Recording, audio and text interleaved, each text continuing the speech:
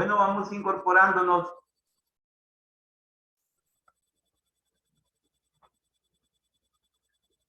Bien. Resulta que estamos ya entrando en los efectos de la pandemia COVID en la economía informal. Nos quedamos en esta idea.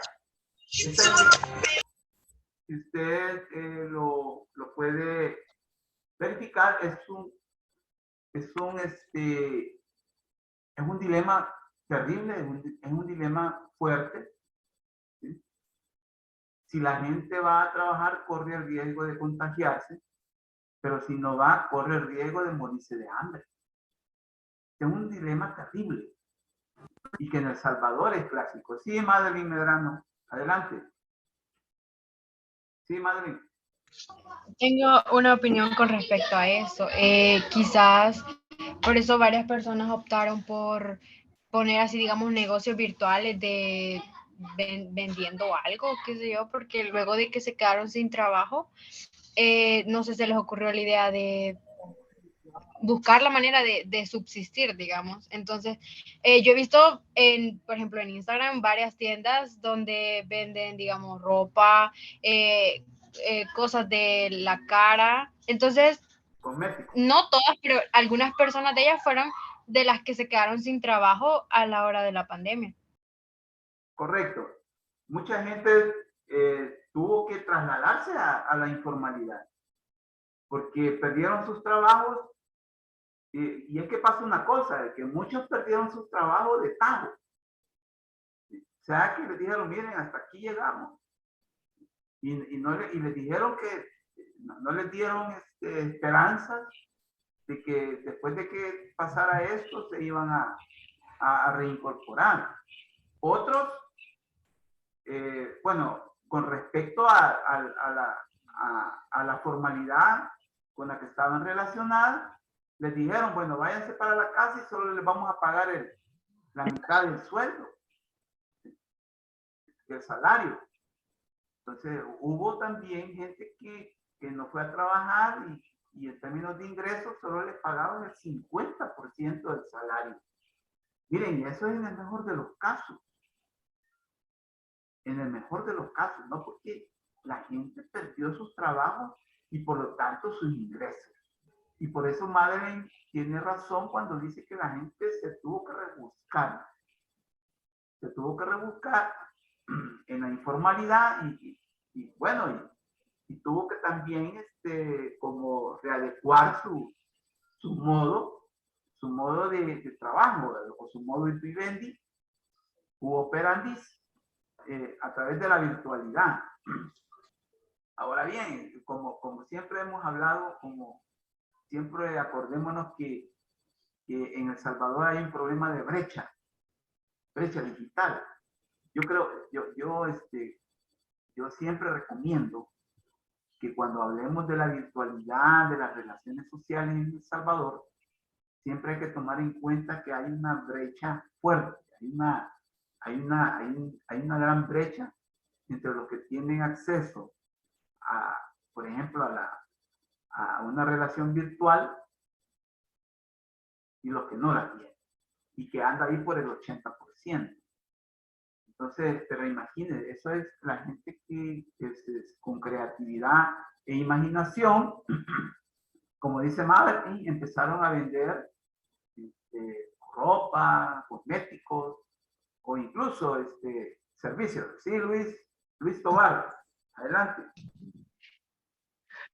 Con respecto a lo que dice la compañera, licenciado, yo creo que el presidente ayudó bastante. No sé si usted se dio cuenta, pero bueno, me imagino que sí, pero para el año 2020 él dio un bono de $300 a las personas que se habían quedado sin trabajos y bueno, casi a todas las familias del Salvador.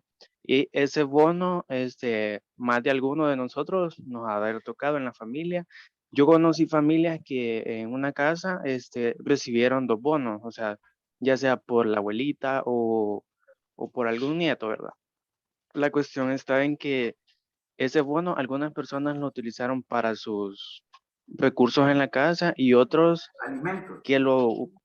otros que lo ocuparon para emprender, porque muchas personas, como dice la compañera, o vendieron ropa o vendieron cosméticos para la Correcto. cara, o algunos que hasta pusieron su negocio propio y poco a poco iban creciendo en la economía. O sea, se podría decir que es una economía informal, pero ese bono vino a beneficiar a miles de personas. Otra Sí. cosa que he visto en este gobierno es sobre las canastas que dio el presidente, porque me recuerdo que el presidente daba una canasta por familia, ¿verdad? Pero si bien se sabe, en algunas veces se repartía más de una canasta, hubieron como hasta quinta entrega, sexta entrega, en algunas zonas rurales, por decirlo así, y vino a beneficiar, y yo siento que desde el 2020 hasta el año ahorita, ha habido un gran cambio para el sector informal, ya que muchas personas sí se lograron beneficiar en ese bono y lo supieron administrar bien, en mi manera de pensar, ¿verdad? Ok, gracias por tu comentario, Luis. Otras personas, otros compañeros, sí, que Jaime Enríquez, tú levántate la mano. Sí, licenciado. Sí, Sí, adelante. gracias, licenciado. Sí, sí, Sí, adelante. comentar como con respecto a la economía, nosotros pues dependemos, este país depende mucho de las remesas que envían de Estados Unidos, y Estados Unidos tuvo una versión de manejar el apoyo económico a cada persona o a cada padre de familia. Por cada hijo les daban alrededor de 3,000 a 2,000 dólares mensuales. Entonces, eso ayudaba a que ellos a partir de eso pudieran enviar remesas aunque estuvieran en cuarentena. Eso por una parte. Por otra parte, también se aperturó una área llamada Firempresa, que era fiduciario de Bandesal, que le permitía a una persona sin presentar mayor documento decir, yo soy vendedor informal, tenía mi puesto de torta o tenía mi venta de verduras, y yo necesito 10,000 dólares. Y sin más, en 3 días ya le aprobaban el préstamo con el 3% de intereses mensuales. Correcto. Sí, sí. Entonces, esa parte fue donde la gente ocupó los préstamos de Firempresa o de Bandesal, llamado actualmente, para poder emprender un poco más, ¿verdad? Con una cantidad mayor al bono que dio el presidente. Ok, ok, gracias por tu comentario, Jaime. ¿Alguien más levantó la mano, creo? ¿Sí? ¿Alguien más, por favor? Sí, ¿quién es más? Abigail, ¿sí? Abigail. Buenas tardes, licenciado. Buenas tardes. Buenas tardes. Sí, Abigail. Dice que yo tengo como una historia, no una historia, sino que en mi caso sí me pasó algo así, fíjense, porque yo estuve trabajando en lo que es en la empresa ad hoc y ¿A dónde estuviste trabajando? en la empresa ad hoc. Ah. Y fíjese que estaban agarrando por temporadas en ese tiempo de que todavía no habían pensado lo que es el COVID. Entonces, éramos de bastantes los que habíamos aplicado y gracias a Dios yo logré quedar, ¿verdad? Pero en eso que empezó de nuevo la pandemia y todo eso, no sé, me despidieron también por lo mismo de lo de la pandemia. Me despidieron, me dijeron de que por la situación de COVID se iban a quedar los que ya estaban antes y iban a como que a esperar los que ya habíamos quedado, que nos iban a hablar, ¿no?, para volver a trabajar. Entonces, cosa que nunca pasó porque jamás me volvieron a marcar. Y igual como en los casos que ha comentado la compañera de poner negocios así virtuales, ha funcionado bastante porque prácticamente la mayoría de personas tienen miedo a salir aún por lo del COVID y lo que hacen es como hacer entregas así como de Uber, depende del negocio que sea, ¿verdad? Ajá, entonces, claro. Con el tiempo que había pasado, ya que no me marcaron, en ese caso también mi papá no estaba conmigo, sino que él estaba al otro lado, ¿verdad? En Estados Unidos. Y también se enfermó de eso, de COVID-19, y gracias a Dios se curó, ¿verdad? Pero en eso también no tenía trabajo. Entonces, también la única que estaba aportando era yo. Y en eso que me despidieron de la empresa de ad hoc, tuve que poner así un negocio de comida, así de almuerzo con mi mamá, y sí me funcionó, la verdad. Pero el problema de COVID-19 ha sido bastante efectuoso en el área de trabajos, pienso yo. Correcto. Gracias por tu comentario. Ha sido devastador el efecto. Ojo con eso. Ha sido devastador. De los comentarios que yo he escuchado y que todos hemos escuchado, obviamente, sí, quiero destacar algo. Quiero destacar algo. Uno, que se reconoce la ayuda por parte del gobierno de esos $300 y que yo valoro mucho, hay que valorar en cuanto a que mucha gente con creatividad e imaginación, esos $300 no los ocuparon inmediatamente, ¿va? Para comer, ¿va? Como lo hizo mucha gente y con razón, ¿va? Con plena razón, pero hubo otros que con toda creatividad lo ocuparon para invertirlo, ¿sí? y lo ocuparon para el emprendedurismo. Y entonces eso yo quiero destacarlo porque nuevamente se pone de manifiesto el ingenio humano, la capacidad humana de poder salir adelante en términos de que ante una situación adversa, tener capacidad de salir adelante. Y es lo que nosotros hablábamos de la resiliencia. La resiliencia. Entonces, obviamente yo, y ya lo he dicho en esta clase, yo reconozco que fue una ayuda fuerte, sustancial, ¿sí? Fuerte, sustancial. Ahora lo que sí, que la sostenibilidad. Miren, nosotros siempre en las ciencias sociales proponemos un valor que se llama sostenibilidad de las situaciones buenas, de las situaciones que humanizan. Y una de ellas es la sostenibilidad en el trabajo remunerado o en los recursos económicos. Entonces, llámense subsidios, llámense bonos, llámense políticas de asistencia. Entonces, cuando la sostenibilidad es garantizada, enhorabuena. Entonces, pero no ocurrió así con los $300. Porque esos $300 tuvieron que haberse mantenido por lo menos durante el 2020. Durante el 2020. Unas 2 o 3 veces. 2 o 3 veces. Y eso yo se los digo porque hubo recursos, se le orientaron recursos al gobierno para la emergencia. Y entonces el gobierno pudo haber orientado más recursos para que ese subsidio durante el año se hubiese mantenido, por lo menos cada 3 meses. Cada 3 meses. No sucedió así. Entonces, pero con el testimonio que ustedes hablan de los emprendedurismos y de la creatividad, hombre, miren, ¿qué hubiera sucedido si se hubiera mantenido ese emprendedurismo, ese subsidio, perdón?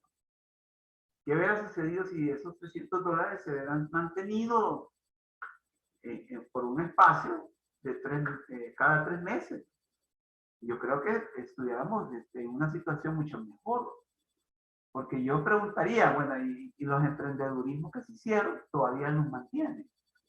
No sé si, por ejemplo, se me va el nombre de la compañera que dijo que incluso hasta vendió comida.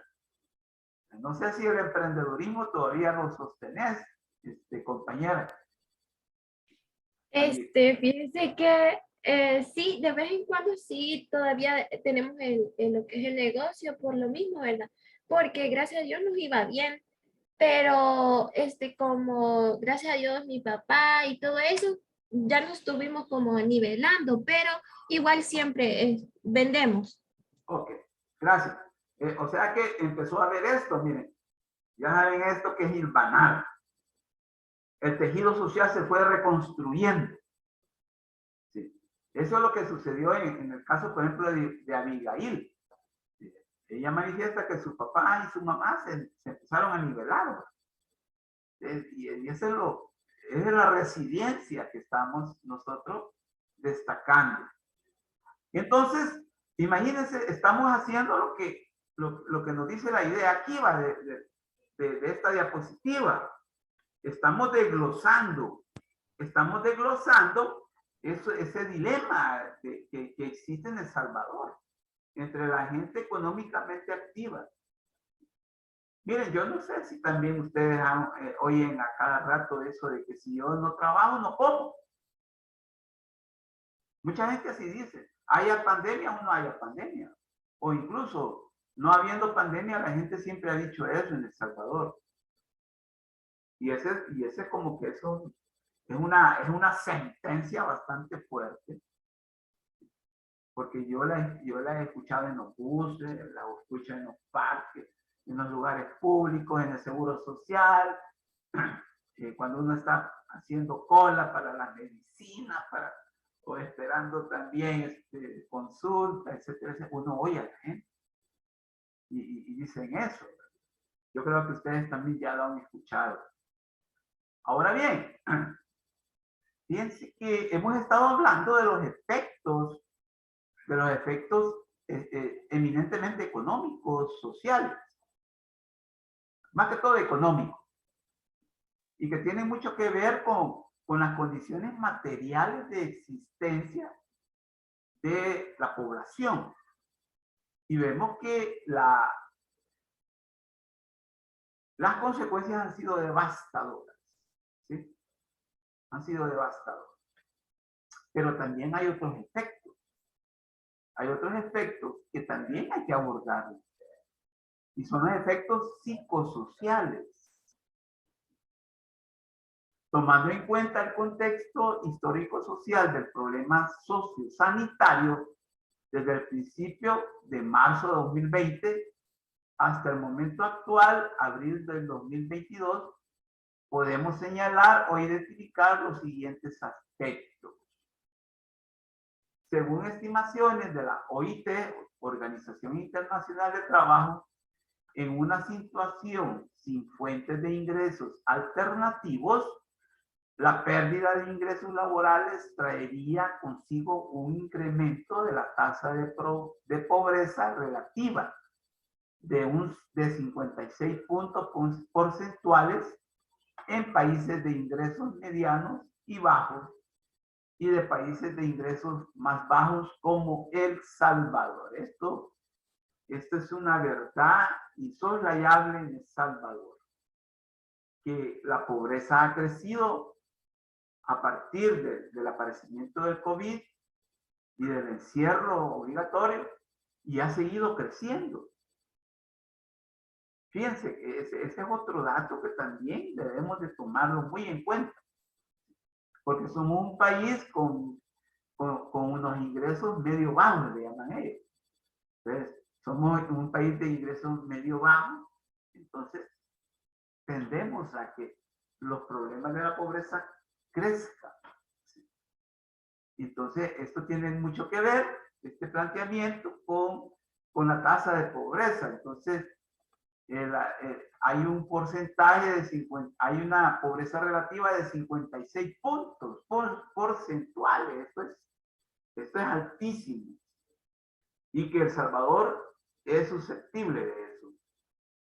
2, la situación señalada anteriormente es adversa, y dado que las personas que trabajan en el sector informal necesitan trabajar, porque este es otro criterio, ¿sí? Otro criterio que hay que también tomar en cuenta. Todos los que están en informalidad necesitan trabajar. Por eso es que están ahí. ¿Sí? Por eso es que están ahí. Y entonces, inexorablemente, o sea, que si no trabajan se mueren ya. O no pagan los servicios, etcétera, etcétera, y caen en una situación bien complicada. Los confinamientos y otras medidas de contención son fuente de tensión social y de prácticas y de comportamientos transgresores. Esto también fue verificado.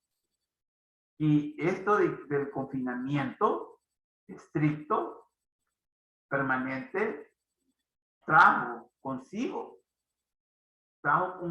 tensión social y de prácticas de comportamientos transgresores,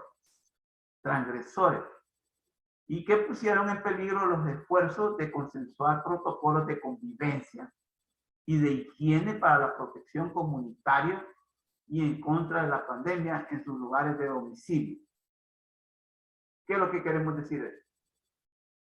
Que a la par del deterioro de las condiciones materiales de existencia, hubo también deterioro en las condiciones de vida psicosociales. Hubo, cuando nosotros decimos comportamientos transgresores, ¿a qué nos referimos? Yo no sé si hay alguna idea. ¿Alguien me podría decir algo? Un comportamiento transgresor, ¿cuál sería? Y que fue motivo de tensión social y por lo tanto de una situación deteriorante, tanto psicológicamente como socialmente. Sí, Luis Tobar. Luis, adelante. Luis. ¿Me escucha? Sí, claro, te escucho. Se podría decir que son las personas que al momento de la pandemia tuvieron cierto miedo de salir por el mismo motivo de contagiarse. Bueno, el miedo obviamente es un comportamiento, obviamente. Y acordémonos que el miedo es un mal consejero. El miedo paraliza a la gente. Por miedo tú no haces cosas que deberías de hacer. Madeline Medrano, adelante. Madeline. ¿Y a una persona que está haciendo lo contrario a lo que se le ha ordenado? Bueno, una persona transgresora hace lo incorrecto, ¿verdad? Ese es el criterio, que una persona hace lo incorrecto, hace lo que una persona que con su comportamiento afecta a otras personas y afecta su estado emocional, su estado psicológico. Entonces, son comportamientos que también inciden en los demás y deterioran la calidad de vida. Entonces, por ejemplo, ya vamos a hablar, pero esto va a ser en otro tema, de la violencia. Entonces, por ejemplo, un comportamiento transgresor que se registró durante la pandemia fueron las violaciones sexuales. Entonces, hubo violaciones de mujeres y niños. Ojo. Entonces, hubo violaciones en las cuales, por estar interactuando en una forma regular, ¿sí? En una forma regular y muchas veces en espacios muy pequeños. Acordémonos que en El Salvador las colonias populares, las familias de extracción popular viven en viviendas pequeñas, ¿sí? Pequeñas. Imagínense un encierro total, ¿sí? Un encierro total. Entonces, eso dio lugar a que hubieran comportamientos transgresores. Entonces, uno de ellos fue la violación. La violación sexual, ¿sí? En mujeres, también en niños y niñas. Entonces, fueron muchos. El otro comportamiento fue la violencia de género. Más que todo dirigido a las mujeres. La violencia de género. Pero también la violencia infantil. Entonces, les estoy hablando ya de 3 comportamientos transgresores. La violencia sexual, la violencia de género y la violencia infantil. Son como tres comportamientos transgresores registrados y que se dieron y que porque como la gente no salía para poner denuncia, pues si ese es lo más, aquí tiene razón Luis, ¿verdad? Luis Tobar, tú mencionaste el miedo, ¿verdad? Entonces, la gente, por el miedo a contagiarse, no salió a denunciar. Porque acordémonos que algo sí hay que hacer cuando sucede un comportamiento transgresor, es no quedarse en lo privado, sino que hay que hacerlo público. Si usted o yo estamos sufriendo un comportamiento transgresor, ya sea un familiar, vecino, ya sea de un amigo, compañero de trabajo o de un desconocido, tenemos que denunciar. Y entonces, durante la pandemia, esa iniciativa ciudadana no se pudo configurar por ese encierro que hubo. Y acordémonos que si salía, habían otras restricciones que te podían complicar la vida. Entonces, muchos comportamientos transgresores se quedaron en la impunidad o se han quedado en la impunidad. Y eso es terrible. Y eso es grave. Eso es grave. A 2 años, todavía hay hechos que no se pudieron denunciar. Ahora bien, hay una consecuencia de consecuencias. Imagínense. Y otra consecuencia es, ya la vamos a ver, es a lo siguiente. Mejor lo voy a leer. Aquí está abajo. Número 3.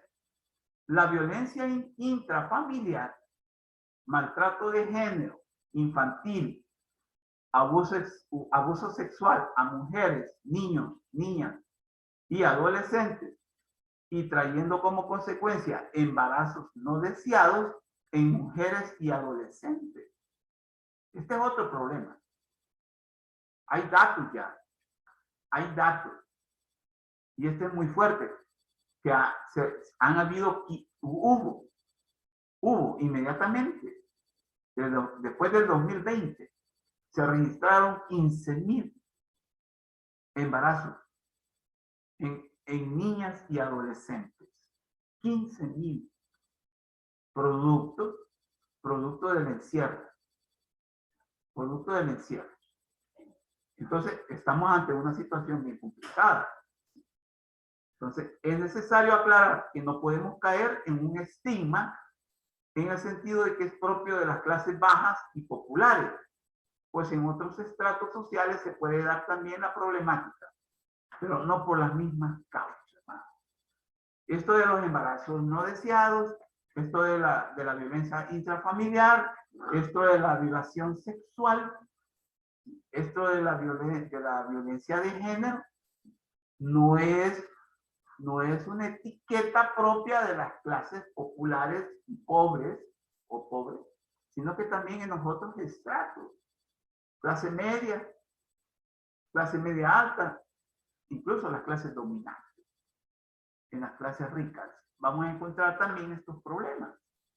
Por eso es que no podemos convertirlo porque en El Salvador se estigmatiza mucho los problemas. ¿Qué quiere decir esto de andar estigmatizando? Estar etiquetando, ¿ya? Esto es atribuirle un etiquetamiento a los problemas. Entonces, no, estos son de las personas disfuncionales, dicen muchos, que claro, como consumen drogas, etcétera, les sucede eso. Ya vamos a ver todas estas situaciones en otros temas. Entonces no podemos estar estigmatizando que solo en las clases bajas y populares existió eso. También ha de haber existido y ha existido en otras clases, solo que no por las mismas causas. Cuando yo me refiero, pero no por las mismas causas, es que, por ejemplo, bueno, hay las clases ricas, las clases acomodadas no viven en casas pequeñas. Sus casas son más grandes. Sus contextos son más, digamos, más, y más adecuados, si usted quiere. Pero aún así, existen esos problemas que hemos estado señalando. 4. Por la suspensión de la movilidad y circulación por lugares públicos que significaron los procesos de cuarentena nacional domiciliar, dicha medida impidió el trabajo ambulante en los mercados municipales, en los barrios y colonias populares. La gente no podía salir a vender, ¿sí? A vociferar por las calles lo que venden, debido a la cuarentena. O sea, que si ellos salían a la calle, los arrestaban, ¿sí? Eso es terrible. No podían andar vociferando los productos que venden por los barrios y colonias populares, ¿sí? Impidiéndoles la obtención de alimentos, cayendo en una inseguridad alimentaria y obviamente en un aumento de la pobreza. Ahí es donde yo destaco lo que dicen ustedes sobre los $300, ¿sí? Que obviamente a esa gente les cayó como anillo al dedo, ¿verdad? Oportunamente. Pero no todos recibieron. Muchos dicen que no todos lo recibieron. En muchas entrevistas que se le hace a la gente. Ahora, el otro aspecto es en las zonas urbanas. En las zonas urbanas de las principales ciudades del país, a pesar de esforzarse en acatar las medidas mínimas de confinamiento y de higiene, como fue quedarse en casa, se recuerdan que había una propaganda. Digamos que yo no me atrevo a decir propaganda, había una consigna. Había una consigna comunicativa de que incluso hasta salía en los teléfonos que decía quédate en casa. ¿Se acuerdan de eso? ¿Sí? Entonces, hoy ya no sale, hoy solo la consigna. Todavía está. Bueno, al menos yo leo que lo que sí está todavía es ponte la mascarilla. Esa. Pero a lo que vamos es que en aquel entonces era una consigna, era un lema. Era un lema que teníamos que acatar obligatoriamente.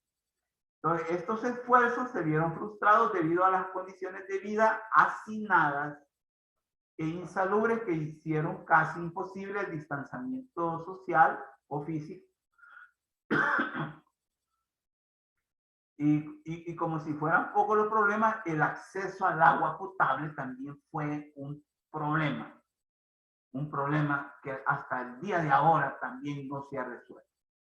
Porque, como decíamos, ¿verdad? La demagogia, el problema se trató con mucha demagogia. Porque en la propaganda en la publicidad gubernamental, de la radio, televisión, internet, salía, lávate las manos, báñate. Eso salía como una regla de oro. Y en muchas colonias populares no había agua. No tenían el servicio de agua. Entonces los problemas se manejaban con demagogia en ese sentido. El acceso al agua potable se sumó a la calamidad cotidiana de los trabajadores del sector informal. Mientras a través de los medios de comunicación se hacía énfasis en bañarse, lavarse las manos y limpiar lugares de uso común, estas medidas se enfrentaron con la endémica escasez de agua y la dificultad de ser suministrada ya sea a través de pipas de landa y la rehabilitación de las cañerías y suministros del vital líquido. A mucha gente nunca le llegó el agua. durante durante la cuarentena e incluso después de la cuarentena. Y ahora, todavía con la pandemia en nuestra vida, tampoco tiene problemas de escasez de agua. El otro sector también, que tiene que ver mucho con la informalidad, es el área rural. Sí, en el área rural, la población campesina, la problemática de los efectos del COVID-19 sobre los trabajadores informales se tradujo en falta de información de cómo prevenir y por lo tanto un total descuido en el acatamiento de las medidas mínimas de higiene en sus lugares de trabajo, que muchas veces son sus viviendas. No hubo medidas mínimas de higiene, cayendo en la vulnerabilidad de contagiarse y no poder tener acceso a la atención médica debida. Y otros problemas que conlleva dicha situación, como el no tener recursos económicos para enfrentar el contagio de la enfermedad y la falta de atención en un hospital o unidad de salud cercana al lugar del domicilio. O sea que la gente del sector rural todavía se la vio más complicada y más difícil. Por eso, porque no había, por ejemplo, sí, Luis. Ya lo que estaba comentando eso, yo conocí unidades de salud que no prestaban el servicio a personas con gripe ni problemas respiratorios, aunque algunos niños que sufren de asma iban a terapia, ¿verdad? Y por lo mismo, hasta la fecha, en algunos lugares, todavía, o sea, algunos lugares públicos no lo permiten. Y en los lugares privados tampoco, pero hay algunos que lo permiten, pero la tarifa ahorita es muy cara para hacer terapia respiratoria, ya sea niños o personas adultas. Ese es un problema que para mí, o sea, está entendible por la situación en la que estamos, ¿verdad? Pero estamos dejando a un lado la problemática que teníamos antes. O sea, el tener asma es una enfermedad y si no se trata, o sea, no, de nada sirve porque siempre va a haber una mortalidad en El Salvador, pues, y en cualquier otro país. Correcto. Bueno, esa es una situación complicada porque incluso en el Seguro Social, si vos te dicen, si usted tiene gripe, no llega, te dice. No llegue. No llega al lugar si tenés gripe. También en las unidades de salud del MinSal te están diciendo que ni te acerques al lugar, sino que ve cómo te lo tratas en tu casa con medicinas básicas, ¿verdad? Con las que uno se puede tratar una gripe. Pero está esa restricción aún. Está esa restricción. Entonces, no digamos esas dolencias como la que mencionó Luis Tobar, como esa del asma. ¿Sí? El asma es una enfermedad bastante complicada, más que todo en los niños. Más que todo en los niños. Entonces, y que se necesita un procedimiento, por ejemplo, la terapia respiratoria, etcétera, etcétera, y que no lo puede hacer cualquiera. Y como ya lo mencionó Luis, en lo privado esto cuesta dinero. Bueno, entonces estamos hablando de las condiciones psicosociales que muchas veces no se abordan. Muchas veces no se abordan. Solo las condiciones materiales, como las económicas y sociales. Ahora bien, esto va con los dos sectores de la economía del país, sino tanto del sector formal y del sector informal. El impacto al tejido económico. Una pérdida inmediata del ingreso en las unidades económicas informales también se hizo sentir, ¿verdad? Bien, me temo que se nos ha acabado el tiempo y nos vemos el jueves con este tema. ¿De acuerdo? Bueno, Lick. Bueno, Adiós, Lick. Hagan el corto, ya lo pueden hacer. Bueno, gracias, Lick. Adiós. Gracias. Bueno, adiós. Nos vemos el jueves.